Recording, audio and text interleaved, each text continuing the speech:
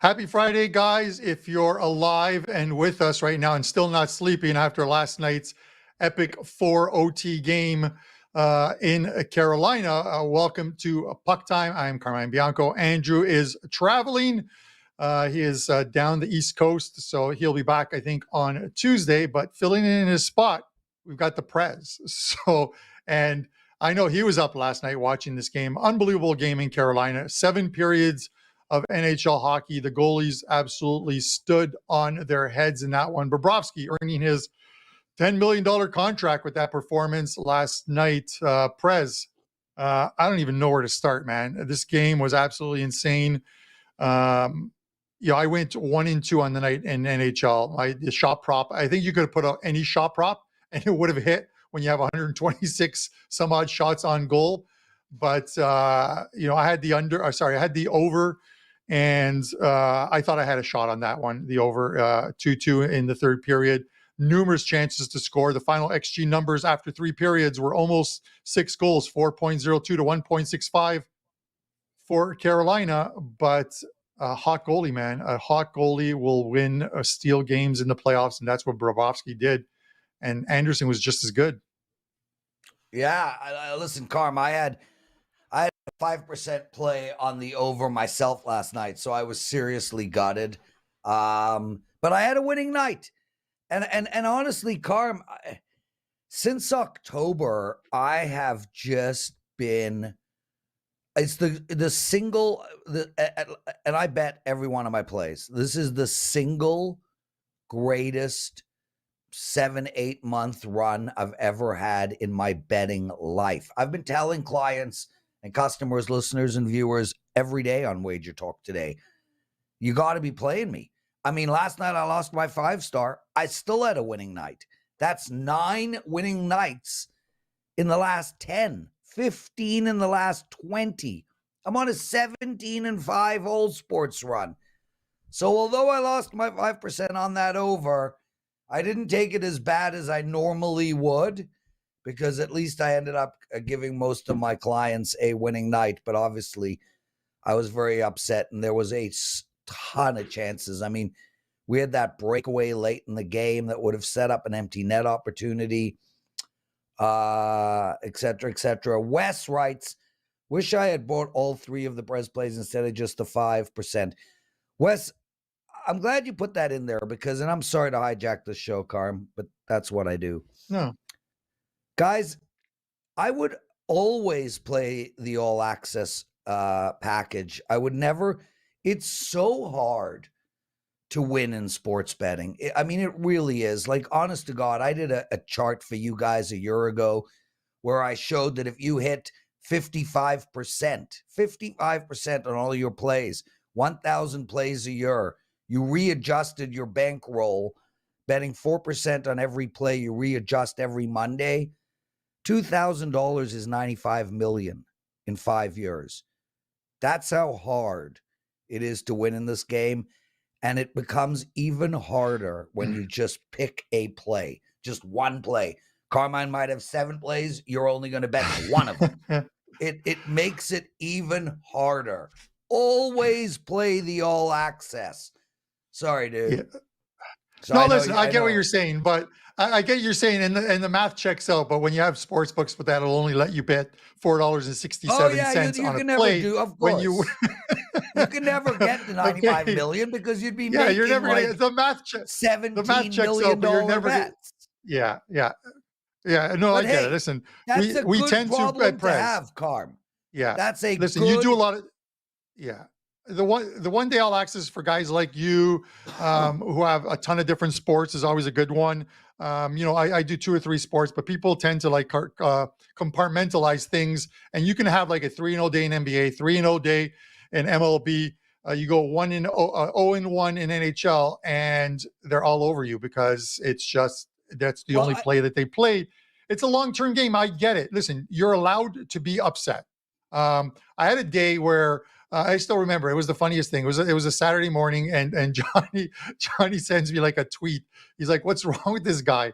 And I released 7 plays that day in soccer in the morning across European leagues. I went 6-0 on 4% plays in the EPL, and I lost the 5% play in on another Yeah, league. of course. I gained Yeah. 24%, lost 5, made 19%, and I I was the biggest a-hole around because I lost the 5% play. I'm like, the one day All Access, you made 19%. Carm, Clients made that's 19%. how it works, dude. People Like, are allowed to be upset. They could be upset, right? oh no, So no, absolutely. And I'm sorry, Wes. And I'm sorry to all the clients that only bought my 5% play.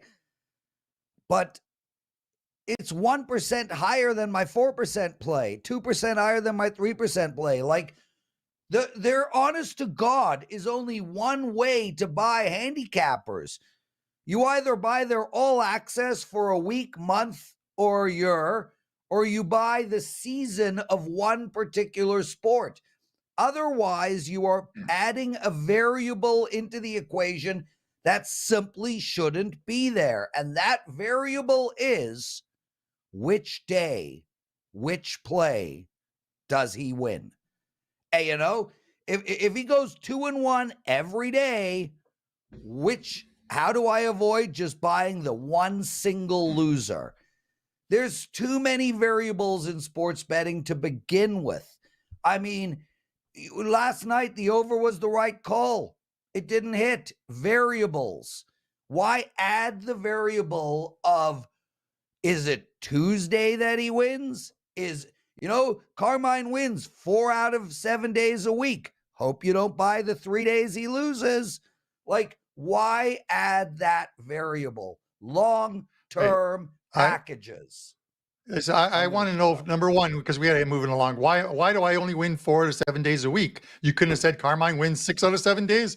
But listen, with that said, all joking aside, I want to make a note on a couple things. A lot of people in our chat yesterday, which I love our chat, talked about we're going to take the draw. Some people were taking the draw, the game to go to OT, which was great because they ended up making money. I think the book should pay you 4 times because there was 4 OTs in that game. But kudos to the guys who bet the draw, that game to go to OT and made money that way. You could go to sleep and the results don't really matter.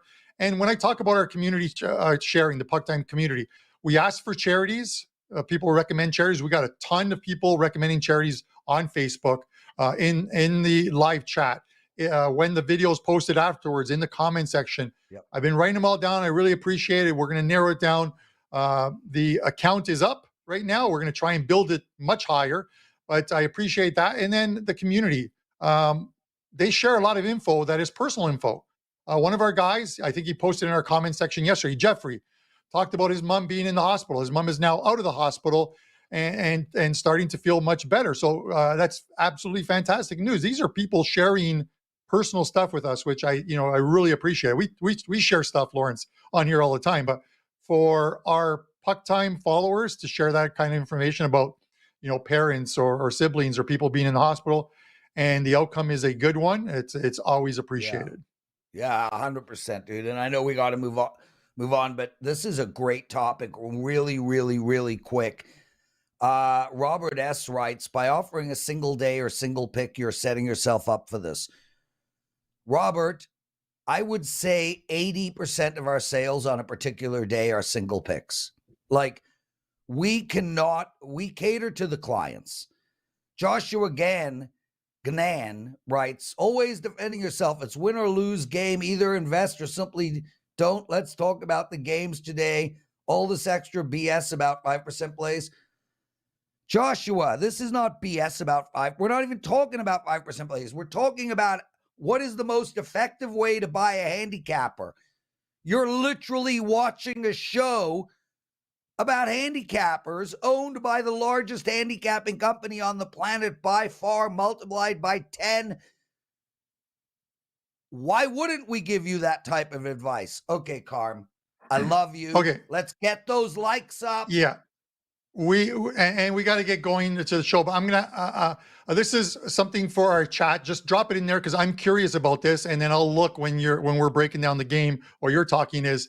And this is my question to you about last night's game. If your action is settled for you guys in the live chat, if your action's settled, do you continue to watch the game in overtime or do you go to sleep? That's all I want to know, because pretty much all my action was settled with obviously the exception of a small play on Carolina. But I stayed up all 4 OTs. I was ready to stay up 5 or 6, however long it took. I'd like to know. With that said, we got another game today. Game 1, Western Conference. Let's get to it before the Move It On Joe Ranieri image comes up. Vegas Golden Knights -125. Dallas Stars +105. The total here is at 5.5, -110. Okay, Prez, going to you on this one. Game 1 of this series, I have to believe that this series is going to be a lot different for both these teams than the previous series was. Vegas got pulled into an offensive series against the Oilers, and they were much better, found ways to shut them down. Dallas Stars, a team that we always figure are a very good defensive team, drawn into a different type of series with the Seattle Kraken, where every single game other than Game 7 went over the total. They played 10 times, and 9 of the games went over the total before an under in the final game. Does that factor into this series for you at all? Do you look at a defensive battle? Dallas won all 3 games this year against the Vegas Golden Knights. Does that factor into it for you? None of that factors into it for me, Carm. I mean, look, obviously, I feel like I have a really good handle on all 4 of these teams that are left standing. And I'd like to look at the big picture, especially when you take a look at, if you look at the Florida Panthers in the Boston series, that was a team that scored, I think it was 4-1. I think it was 5 of those 7 games went over the total. Then they played the Leafs. Every game went under. What makes a great coach and a great team and a team that can win the Stanley Cup is a team that adjusts from one series to another. So when I look at these teams, I don't want to define these teams by how they did yesterday or how they did in the last series. I want to define these teams by who they have defined themselves over the entire year. And the bottom line, from my perspective, is both Dallas and Vegas are both under teams.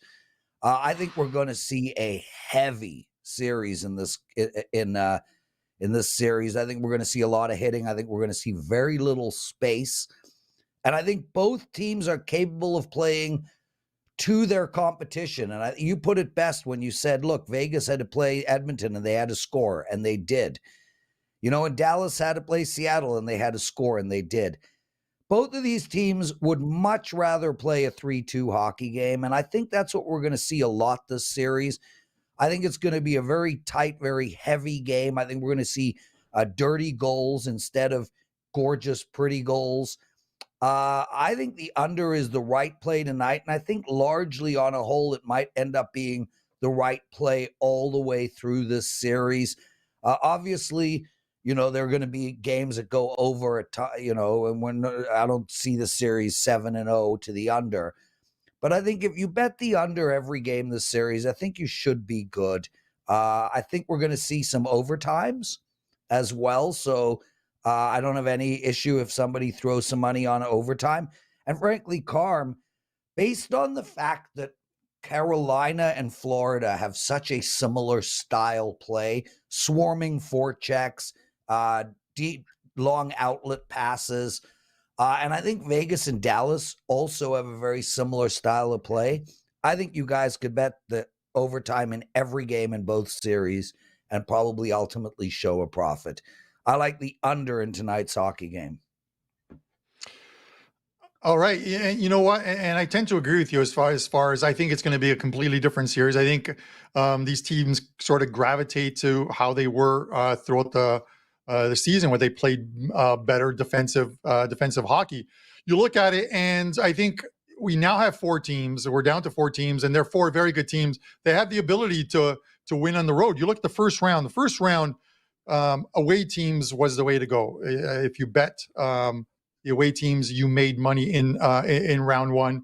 In round 2, home teams had a slight advantage, 12-11, but it's by the same token, if you were betting away teams again, because most of them were, if not all of them were plus money, you were still going to make money betting away teams. Now we have obviously the Florida Florida Panthers up one game with an away victory. You look at Dallas. Maybe Dallas is in that same spot. I think Dallas has the ability to go into Vegas and win a game or two. Yeah. And conversely, Yeah. I think Vegas can do the exact same thing to Dallas. So it's not as simple as, okay, these guys are the home team, let me take them. These teams, they're here for a reason. You looked at, and I don't want to go back to yesterday's game, but those teams in overtime didn't give any chances up. There was each guy cycling in their zones. In the O zone was covered by somebody. They might have got shots on goal, but they weren't high danger chances. I don't think they were high danger chances. And that's what I think is going to happen in this series. I don't think we're going to get a lot of high danger chances. So, with that said, I'm leaning to the under here as well, too. And I think looking at like a lot of the shot props, this is going to be a very tough series to take a lot of overs in the shot props, especially if they keep the lines similar to where they were, where some of these players are at 3.5 and you're laying juice.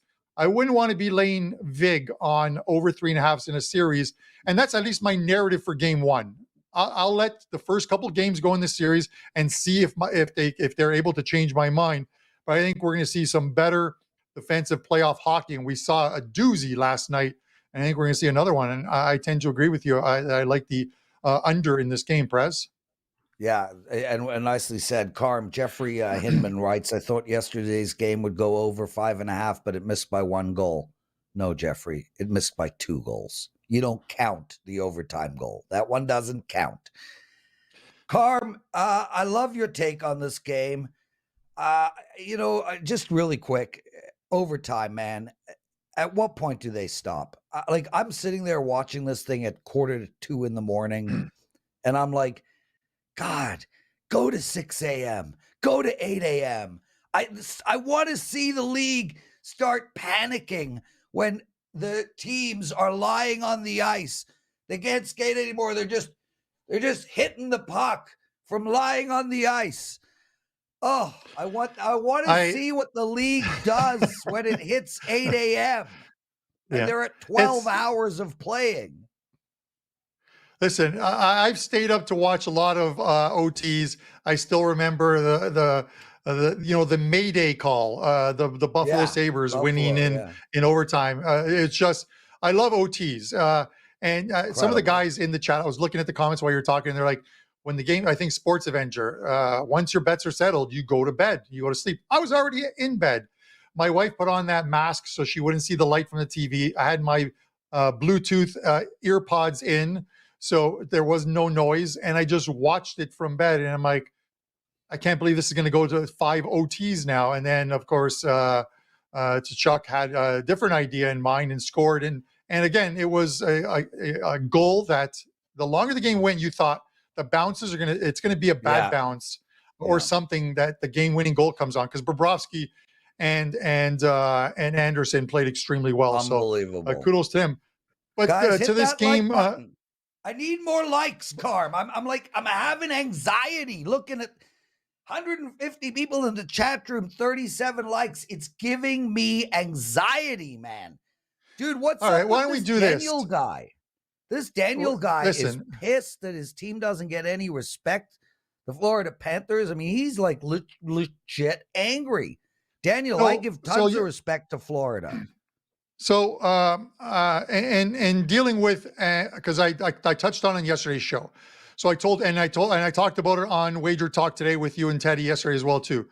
I told people in our chat, because a lot of my clients who bought the NHL package from the beginning have the Florida Panthers at 9-1 to win the Stanley Cup. And I said, I tend not to hedge any of my futures if they're under 10-1. I like 12-1 or higher, because I can hedge for a bigger profit and not take away all the value. And I told you on WagerTalk today, Prez, if Carolina loses game 1, they will go to plus 140 in the series. And now if you go to a couple of sites that are out there, Carolina is now plus 140 to win the series. So now you're in a position that instead of laying juice to hedge on a future, if you wanted to get your liability out, you can hedge small. And there's some hedging calculators out. The problem with using the hedging calculator is that is based on a final, not on a semifinal. But if you want to take your liability out and you have 1 unit, $100 to win 900, you can literally put $100 on Carolina, and you're guaranteed that if Carolina goes on to win the series, you make $40, and you're out of that $100 liability on Florida. And conversely, if Carolina loses, you're only out $100 there, and you've now invested $200 to win $900, essentially. So you can look at it different ways, but I'm sticking with the 9-1. Even though I liked Carolina to win the series, I'm sticking on the 9-1 because it's just not high enough for me to want to hedge it out. Yeah. But to each their own. So if you want to hedge it out, you got 1 plus 140 to work with. If you want to hedge that out, Prez, would you hedge? No. As a handicapper and a bettor, would you hedge? Carm, I never hedge bets. We spoke about this in the betting strategy segment with Teddy and the Prez on WagerTalk today, and I don't hedge plays ever. Like ever. I ride them all. So I'm not a hedger. Now, with that said, I could make an in-game bet. Whereas let's say tonight I have, I don't know, let's say Lakers tomorrow, whatever it is, on the money line. I don't know. I haven't even looked at the line. And the Lakers are up by 30 midway through the second. Yeah, I'll come back on Denver. But that's not a hedge. That's a huge window to win 2 bets. But I never hedge. Carm, I want to make one quick point because everybody knows me as a monster Toronto Maple Leaf fan.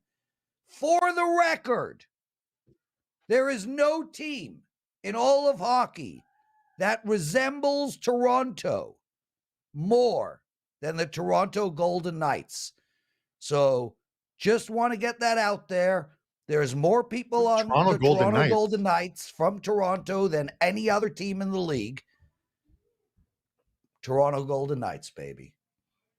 I don't know who the Toronto Golden Knights are, but they're the before we get into play in Vegas. Yes, everybody who goes to Vegas is just visiting.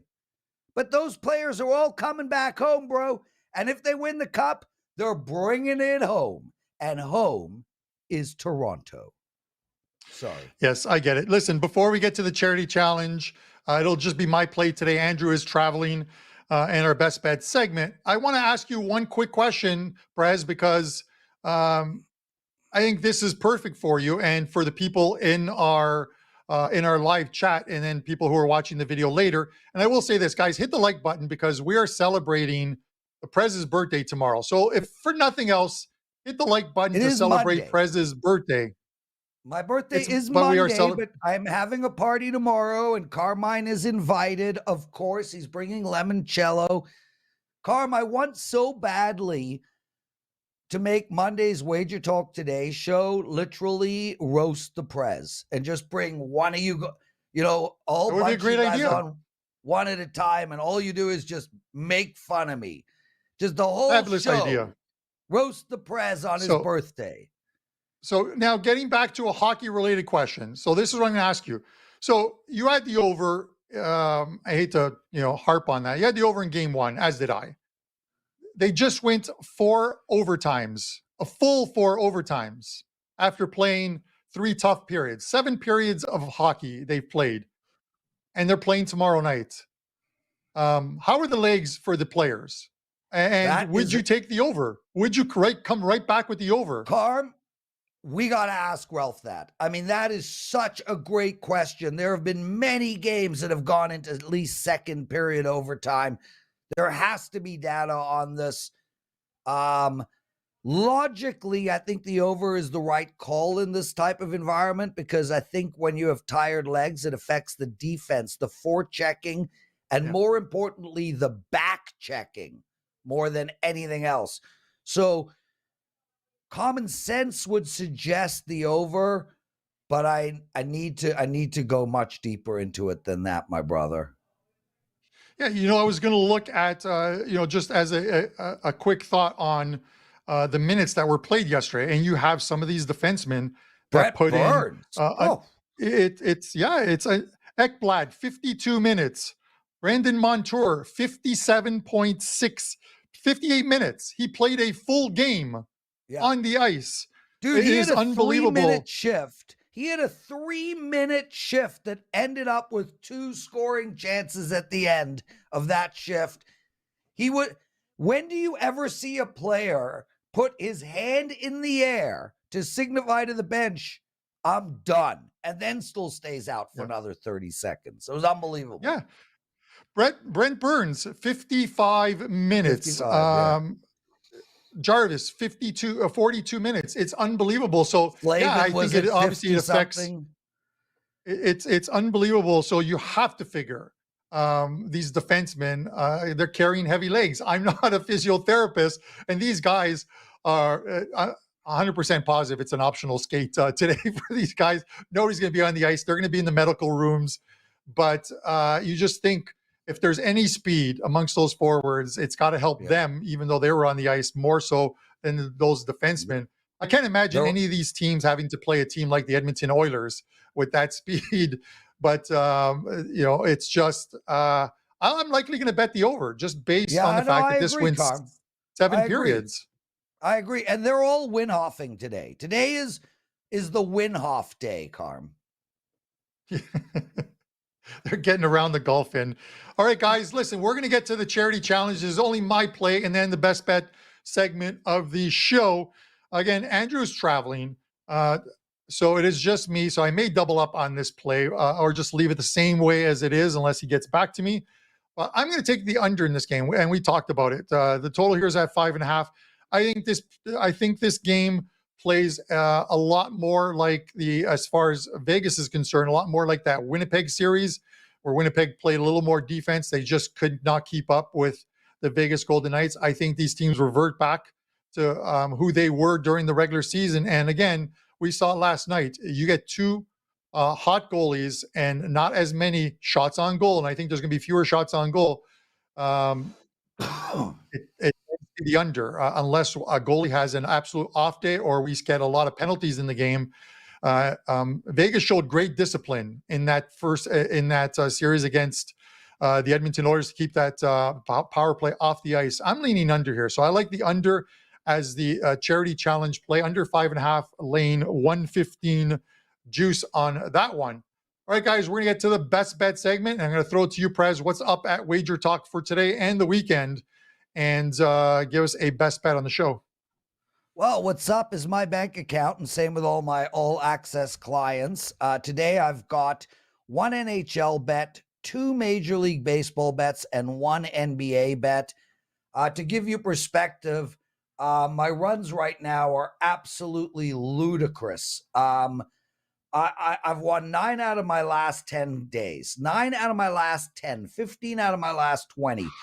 My NBA is on a 6-0 run. My NHL is on a 7-2 run. And my Major League Baseball bets are on an 8-2 run. I don't actually know how to do much better than that. I guess if they were all on 10-0 runs. But I have 4 plays up. They're $19 over at WagerTalk. My best bet for the show is first period under 1.5 minus 115. It has been a pleasure doing the show with you. Carm, I want to tell everybody, this is likely my last puck time of the year. So congratulations to you and Andrew for a kick-ass job on behalf of all the owners at WagerTalk. We are blown away by what you and Andrew have accomplished and the community and the love that you guys get. One of the most watched shows on our entire channel. Well freaking done. I appreciate that. It makes it that much tougher for me to insult you now, because I was going to tell you that nobody really cares about you having the runs. Just eat less fiber. But with that said, Prez, we really appreciate you coming on throughout the year and keeping Wednesdays spiced up for us. Myself, guys, 3 plays up in soccer this afternoon. We had a 3-0-1 day yesterday, almost a perfect sweep, 1 push thrown in there. 3 plays up today, 4 big plays in soccer tomorrow. Best bets, you can get those over at WagerTalk as well too. And then 3 plays up in the NHL tonight, a couple player props and a couple props and a play on the game. grab that 3-day all access. That's going to get you everything right through to the weekend. It's a great deal. Now, as far as a show best bet, I'm going to do something that I haven't done. I'm taking an under on a player prop, and it's Jonathan Marchessault show. Listen, it's 3.5 minus 120 on the under, and I get it. Against the Oilers, you win over all 6 times. All 6 games, you win over his total. But this series isn't going to be played like that Edmonton series was. I don't expect a ton of shots like Vegas did in that game. A tougher series I expect this to be, and lower scoring games with lower shot totals. In that Winnipeg series, which I think this one may resemble, he was only 1-4 over that 3.5 number. So I'm going to go under 3.5 minus 120 on Jonathan Marchessault show as your show best bet. Guys, we'll be back on Monday. Brian Leonard jumps into the co-hosting seat. Guys, have a great weekend. There's a ton of hockey. Let's hope every series is similar to what last night's were. There is the plays, the under 5.5 as the charity challenge play. Jonathan Marchessault under 3.5 shots on goal minus 120. And the Prez on Vegas, Dallas under 1.5 first period minus 115. For myself, Prez, and Andrew's traveling, guys, thanks for tuning in and best of luck this weekend. A 7-day all-access pass is a great way to get a week of your favorite WagerTalk handicapper selections for under $15 per day. An all-access pass includes all plays in all sports released from your favorite WagerTalk expert, including any top-rated 5% plays generally priced at $35. Well, we not only made the 7-day all-access better this week, but we made it 50% better. From now through Sunday, May 21st, you can head to your favorite handicappers page and get the 7-11 special, giving you 11 days of all-access service for the same $99 we normally charge you for 7. It's like getting a $59 3-day pass and a $39 1-day pass for free. So pick 1, pick 2, or pick all your favorite handicappers and get their all-access service for the next 11 days for only $9 per day per handicapper.